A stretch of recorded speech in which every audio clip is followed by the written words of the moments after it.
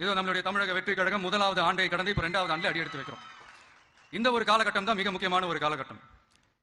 ஏன்னா ஒரு அரசியல் கட்சிக்கு ஒரு பெரிய பலமே அந்த கட்சியினுடைய கட்டமைப்பு தான். அதுதான் அந்த கட்சியினுடைய ஒரு வேறு மாதிரி, ஒரு அடிப்படை பலமே அதுதான். ஒரு ஆலமரம் மாதிரி ஒரு கட்சி ஒன்று வளரணும்னா அதுக்கான அந்த வேர்களும் விழுதுகளும் ஸ்ட்ராங்கா இருக்கணும் இல்லையா? அப்படிதான் நம்மளுடைய இந்த அமைப்பை பலப்படுத்துற ஒரு வேலையை தான் இப்ப நம்ம செஞ்சுக்கிட்டு இருக்கிறோம்.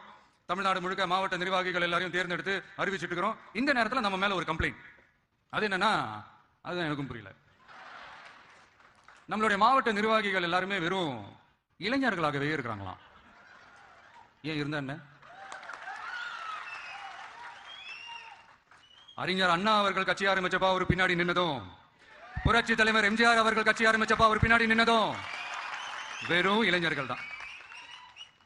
அந்த இளைஞர்களால தான் 1967லயும் 1977லயும் அந்த 2 தேர்தலையுமே ஒரு மிகப்பெரிய ஒரு வெற்றி கிடைச்சது. வரலாறு, அதுதான் வரலாறு.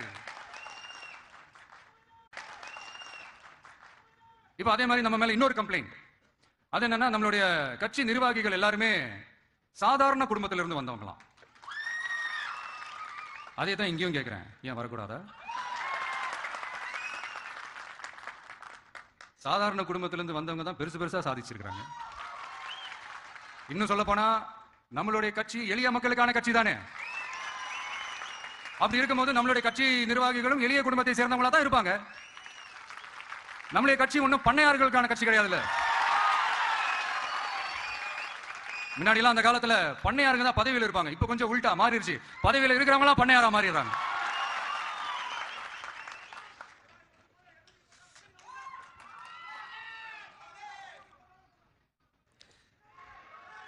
மக்களுடைய நலனை பத்தியோ, நாட்டோட நலனை பத்தியோ, வளர்ச்சிகளை பத்தியோ எதை பத்தியும் கவலைப்படாம பணம் பணம் பணம், என் கவலைப்படாம பணம் பணம் பணம், எந்தெந்த வழிகளில் எந்தெந்த ரூட்லாம்.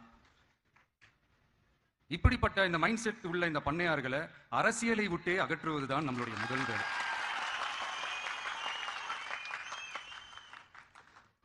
அதை வந்து ஜனநாயக முறைப்படி நம்ம செய்யறதுக்கு தான் 2026 தேர்தலை நம்ம சந்திக்க போறோம். அந்த தேர்தலை சந்திக்க ரொம்ப ரொம்ப முக்கியமான விஷயம் பூத் லெவல் ஏஜென்ட்ஸ், BLA அப்படின்னு சொல்லுவாங்க. அது ரொம்ப ரொம்ப முக்கியம். ஏன்னா நீங்க பாத்தீங்கன்னா தமிழ்நாட்டில் அந்த பெரிய பெரிய கட்சிகளுக்கு தான் அந்த BLA எல்லாம் ரொம்ப ஸ்ட்ராங்கா இருக்கும்னு சொல்லுவாங்க. ஒரு அப்ராக்சிமேட்டா ஒரு 69,000 பூத்ஸ் இருக்கு. அது எல்லாத்துக்குமே பூத் ஏஜென்ட்ஸா நம்மளுடைய கட்சி தோழர்களை தான் நியமிக்க போறோம். கூடிய சீக்கிரமே பூத் கமிட்டி மாநாடுன்னு ஒன்று நடத்த போறோம். அன்னைக்கு தெரியும் தமிழக வெற்றி கழகம் எந்த ஒரு பெரிய கட்சிக்கும் கொஞ்சம் கூட சளைச்சதில்லை. அன்னைக்கு தெரியும் தமிழக வெற்றி கழகம் தமிழ்நாட்டில் முதல் சக்தியா, முதன்மை சக்தியா, பவர்ஃபுல்லா இருக்குதுன்னு அன்னைக்கு ப்ரூவ் ஆகும்.